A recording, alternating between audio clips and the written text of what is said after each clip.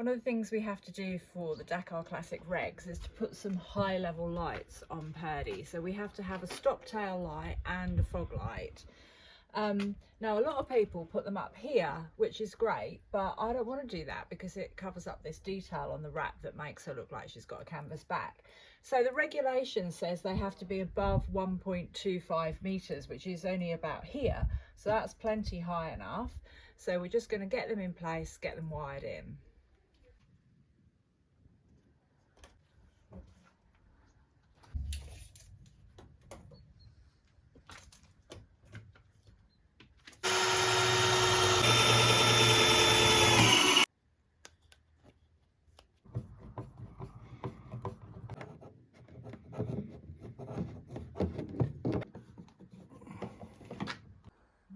Fitted, just need to be wired in. But what we are thinking of doing down here, because the observant of you will notice that the reverse light and the fog light are the wrong way around for UK spec, but obviously we need them to be UK and French. So what we're thinking of doing is doubling up on them and having one of each on each side. That's bright. That's really bright. We'll do the brake lights again, because the brake lights just don't seem to be very bright, do they? She's going to have more lights on her than a Christmas tree, isn't she? Getting that way.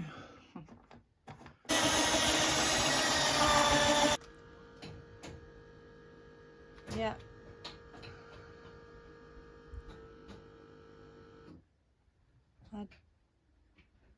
Yeah.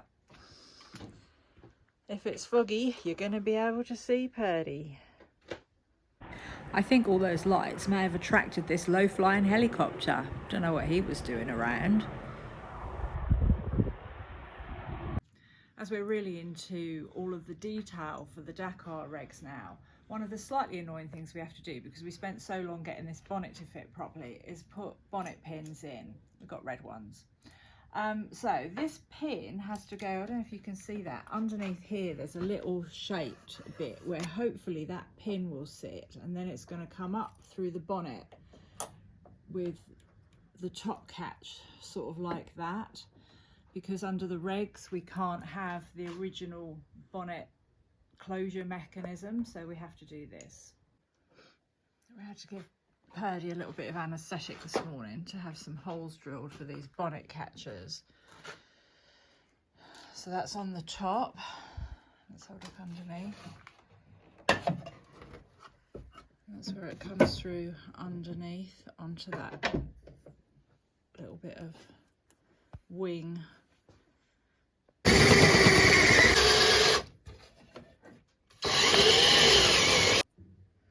How do we work out how tall that needs to be? I guess that's trial and error, isn't it? It certainly is.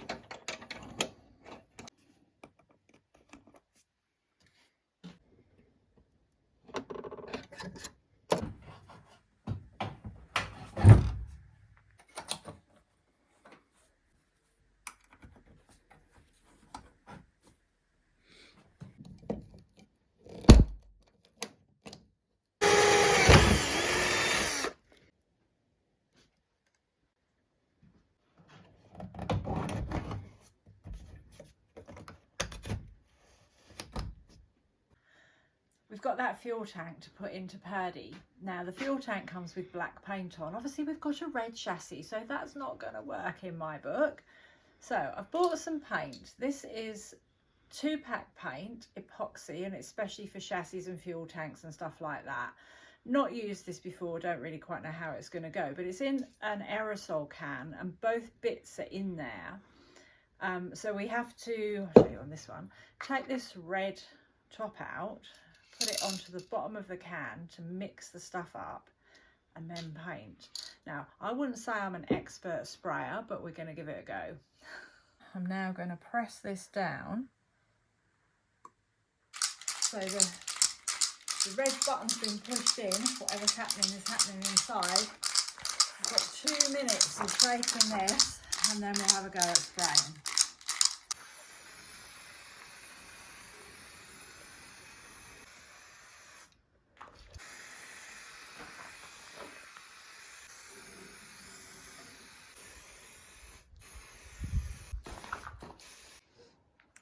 after the second coat is starting to look red.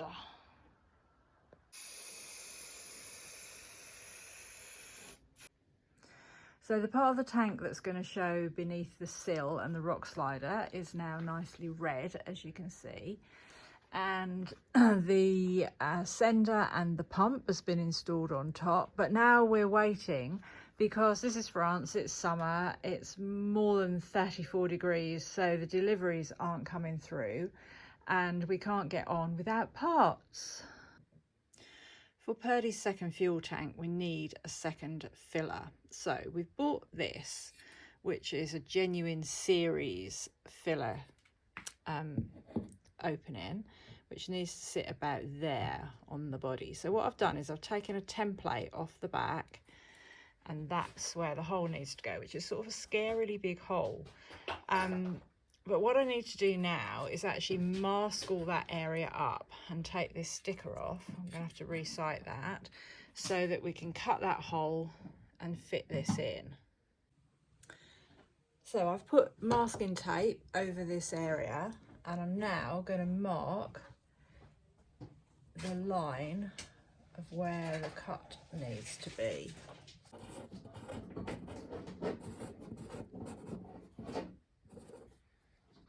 So it's sort of time to cut this hole, which is a bit scary. So we're going to start with some holes so that we can get the saw in.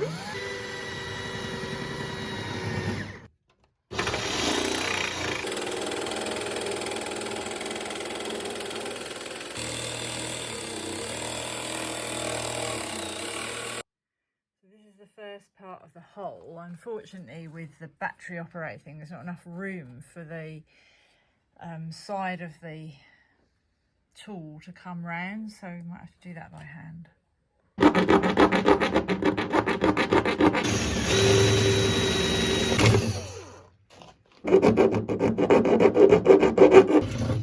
The top section of this hole also comes through a steel reinforcing bit on the inside of Purdey, which we definitely can't do with the drill, so we have to be a bit creative.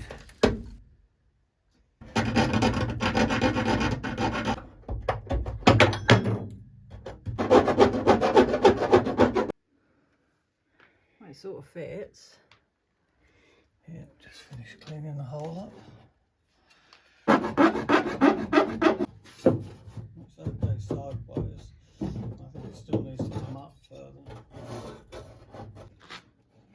Oh, it's got steel behind it, hasn't it? Yeah. I think that looks cool. So we've done this external bit, but now we've got a pipe that's going to go through this hole, and it's got to go through this side box that you can't really see, which is at 90 degrees to the side of the car. So we're utilising a piece of drain pipe, and what we're going to do is cut a 45-degree angle on the end of the drain pipe and put that through so that I can mark roughly where the hole that's in the side box needs to come.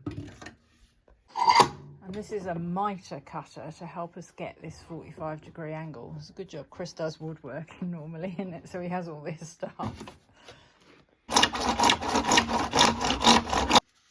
So there we go, that's the 45-degree angle on the drain pipe, and now hopefully I can mark that hole inside the car. Right, hopefully I've now marked the position of this, so if Chris now takes that out, oh yeah, look at that, perfectly lips in the side box.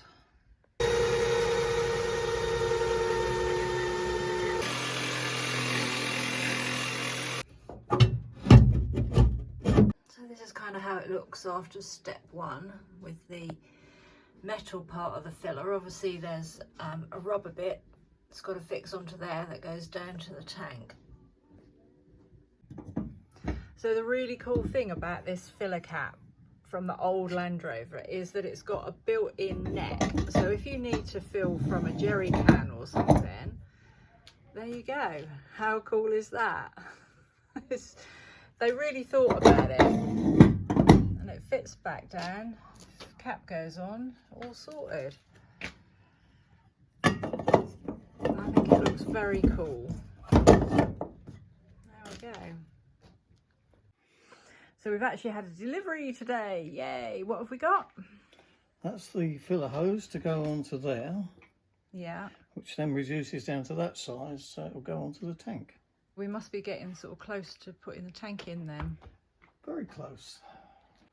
Are you doing a tank inspection, Lily? What do you think? So to fill from the second tank, we're going to use the breather pipe that goes into the main tank, break into that pipe and connect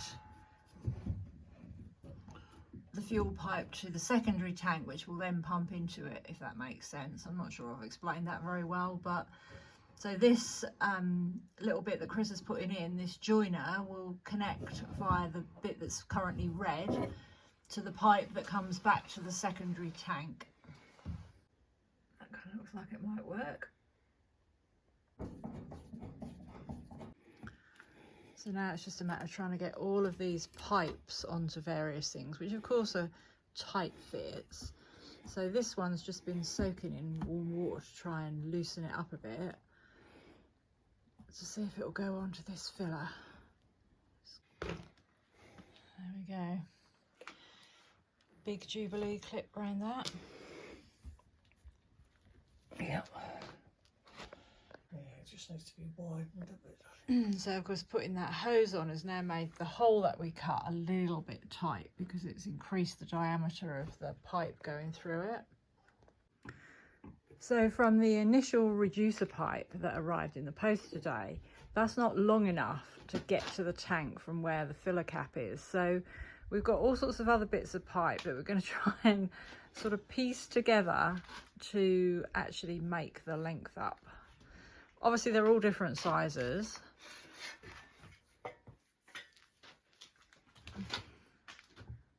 And that'll kind of, yeah-ish look like that, if it all works. Now I've been away from the workshop for a couple of hours this morning, and while I've been away, the tank has gone in. I'm sorry I didn't film that, but the process was really the same as what you saw before when we were trial fitting it, lifting it up onto the crate and then pushing it up into position. But hopefully that's all fixed now. The sill is back on. And the next thing is to try and get these rock sliders back, which shouldn't be difficult apart from this, which was the thing that was really hard before, because there's a plate welded underneath and we can't get to the bolts. So I'm just showing you a time lapse of this process, which is good because the sound doesn't come out, so I don't have to put loads of beeps in, because there were quite a few places where I would have had to have beeped because it was a really tricky operation. But we did it, so all good.